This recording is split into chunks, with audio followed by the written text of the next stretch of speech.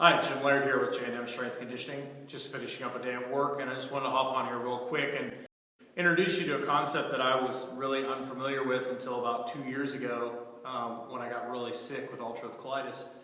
I always stress the importance of recovery with my clients, but I never really understood what recovery was until I heard a guy named Paul Chek. And I wasn't really familiar with Paul Chek coming from the powerlifting world.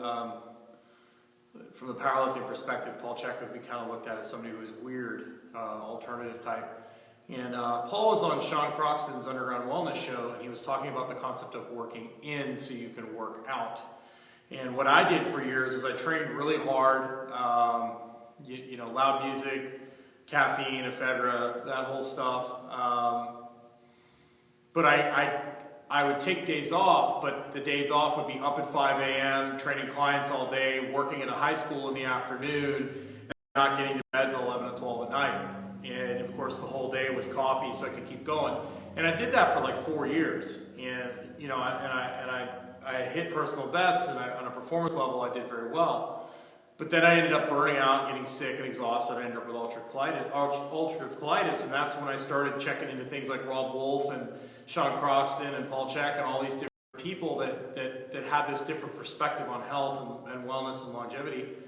And so now that I'm getting back into that I'm healthy and I'm getting back into training again, I really put an effort into making sure that if I have a hard workout, that I recover just as hard.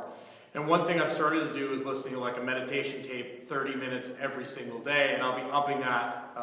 The system that I'm on has like a 30-minute progression, 14 days for 30 minutes, and then you go an hour every single day. And I'm really going to make sure that I have an equal amount of time of rest as I do training, so that when I train hard, I'm putting the same amount of effort into my recovery as far as getting to bed, as far as eating good food, so that I'm not digging this hole. And, because you can get away with it for a long time, and some people get away with it forever.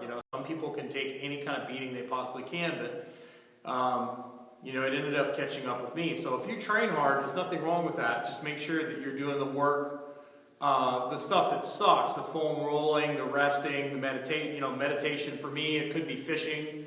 Fishing works really well for me for recovery. One of the things that got me into trouble is I was working so much, I was so busy. One of the things I cut out at the end before I got really sick was massage. And I think, I can't prove it, but I think getting a 1 hour massage, just having that time where I'd sit still for an hour every 2 weeks, really kept me from going off the deep end. So when I cut that out, that was pretty much, I can go back and look and go, that was the beginning of the end, where I hit rock bottom as far as getting sick. So make sure you're putting as much effort into your recovery, or more effort into your recovery, so you can train harder. It's so easy to just come into the gym and blast the music and go hard. The true hard work is the rolling, is the mobility work, is the preparation work, the technique work, and just the training without the music, all that stuff that just has to be done if you truly want to compete at a high level, or just to be healthy, taking care of yourself, going for walks. And that's the stuff that just sucks. But if you want to compete at a high level, or train at a high level, or if you want to be healthy, it's going to require some work. So hop in there and talk to you a little bit about working in real quick, because it's not really something you hear much about, in that perspective. And I would highly suggest checking out Paul Chek, the Chek Institute. I've learned a lot from him. I don't necessarily agree with everything he says, and nor should I, or you shouldn't agree with everything I say either. But he certainly challenged my thought process and bent my mind a few different ways, and I think everybody needs to kind of have somebody challenge their thought process, and Paul's definitely done that for me. And he, I constantly reading about what he's doing, and anytime he's got any kind of podcast or audio, kind of interview, I listen to him, and I've learned a ton from him. So there's a quick tip for you, and have a good day.